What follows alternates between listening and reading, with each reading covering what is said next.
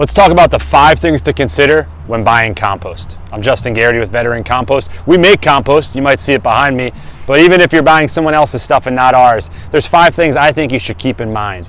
Number 1, most importantly, you are what you eat and your compost is what it's made from. So when you're looking at compost, whether you're shopping in person in bulk at a landscape supply or a farm, or you're at the store, a box store or a garden center, flip over that bag or ask them, what's it derived from? What is it made from? Any compost that's sold in most states should tell you the ingredients. And there's certain things that are great when you can see, like you may see pine fines, you may see woody material, you may see food scraps. Some things to be concerned about, biosolids. You want to make sure that it was fully compost if it's made from biosolids. If it was made with manure, we might be a little concerned about, well, what kind of manure, and was it fully composted? So first and most important, you want to know, what was this compost made from? Because we all have different levels of comfort with ingredients. And so for me, I don't like to use biosolids in my garden. I always want to do a little more research when there's manure involved. So number 1 when buying compost is, hey, what was this stuff made from? Number 2, if you're at a facility and maybe you're buying it at a facility like ours, or you're buying it off of a farm, you want to ask them, what compost method do you use? Because if they just look at you and say, well, we flip it, or we just put it in a pile and we let it sit for a while, that's not a compost method, all right? So like at our facilities, we use aerated static pile technology. Other places use windrows and turners. So someone should be able to explain to you the process and how it works. And it sounds like they have a process and a technology, then that's a good sign. If they just kind of shrug, or they use the word aged, if you go on Facebook Marketplace or Craigslist, people talk about aged manure, that just means they put their manure in a pile for years and years and let it sit. And what you're gonna get is a weedy, non-homogeneous, not properly composted material. So always be wary of people and what they're selling. If it's a great deal, or it doesn't seem like they have a process, or they don't have a plan, that's probably not compost that you wanna buy.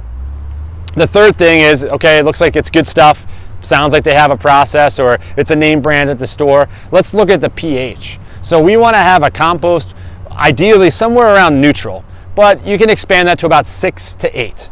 Anything that's smaller number than 6, that means it's really acidic, and that's concerning. Anything larger than 8 is really alkaline, and that's concerning. So 6 to 8 is really where we want to be at. So like our compost, as an example, at our facility, we're a 7 to a 7.5 typically, but know that know that pH, it can range by up to a half. So like something could be a 7 and register as a 7.5. It could be a 7.5 and register as an 8. So we always kind of give about a half of a number as a buffer based on testing. So I say 6 to 8 is a good number to look for when looking at pH. The next thing you want to consider is carbon to nitrogen ratio.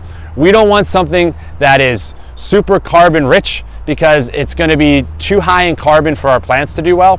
And we don't want something that's full of nitrogen, like a chicken manure, a raw manure that is so full of nitrogen and not fully composted that it's going to burn our plants. So if we're looking at carbon to nitrogen ratio on a product, anything from like say 10 to 20 is good. Our products, once again as an example, we're around 13 to 15. So 10 to 20 is probably a good number. Now there's certain specifics where it may or may not be, but a number smaller than 10, you're looking at something like a chicken manure, something that's really hot, has a lot of nitrogen, it's gonna burn your plants. If you have something really high like a 50 to 1 or 100 to 1, well, that's just full of a ton of carbon. You're pretty much gardening in sawdust or wood chips. So we wanna be at a carbon to nitrogen of 10 to 20. And then finally, the last thing, and the thing you can rely on, is your senses. Does it look like compost? Does it look like good, clean soil? Does it smell good? Does it smell earthy? Or do we have really noxious, bad odors? So the last step is kind of using your senses if you can. When I'm at a garden center, I'll look for the bags that maybe were ripped open, and I kind of peek inside and see what that product looks like. Or if I'm at a place that sells bulk materials, I may go walk out to the pile. I was looking at mulch the other day, and I said, can I walk out and look at it? And I walked out to the big old bunker, and the guy backed up the loader, and I touched the mulches with my hand and picked out the one I wanted. So same thing with compost, is use your senses. Does it look and feel and smell like something that you want to buy?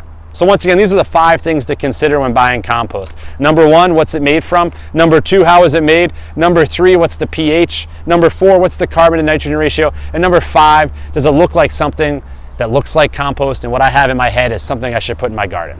So once again, I'm Justin with Veteran Compost. Those are our 5 tips. If you have any questions, put them down below in the comments. And if you ever need anything, you can reach us on our website, veterancompost.com. Thanks.